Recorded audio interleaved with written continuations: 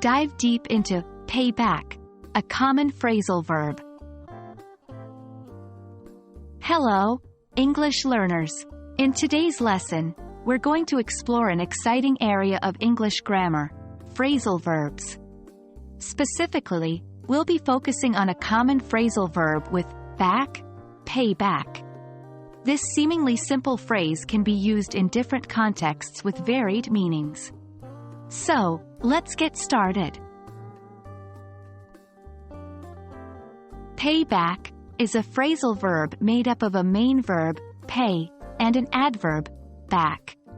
Phrasal verbs are crucial in English, giving language its richness and versatility. The phrase, pay back, generally has two related but distinct meanings. 1. To return money that you owe to someone.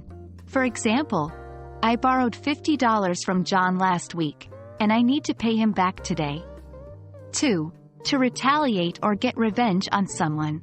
For example, she was rude to me at the party, and I will pay her back for that. The best way to understand pay back is through examples. Let's see it in action. 1. Returning money. After the loan, it took me 5 years to pay back the bank. 2. Retaliation. He was upset because his friend played a prank on him, and he vowed to pay him back.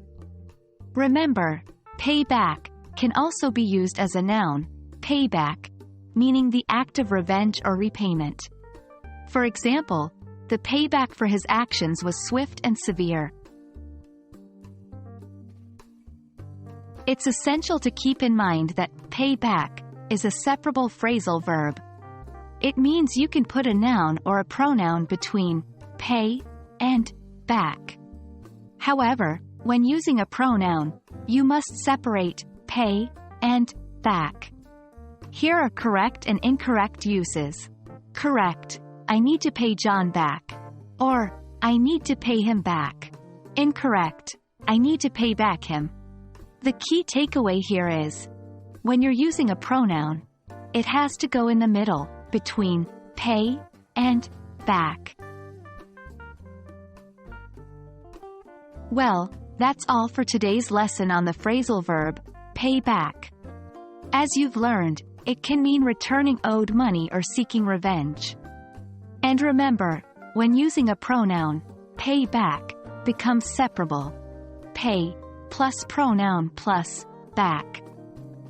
Keep practicing these examples, and soon, you'll master the use of pay back. Happy learning, and we'll see you in our next video.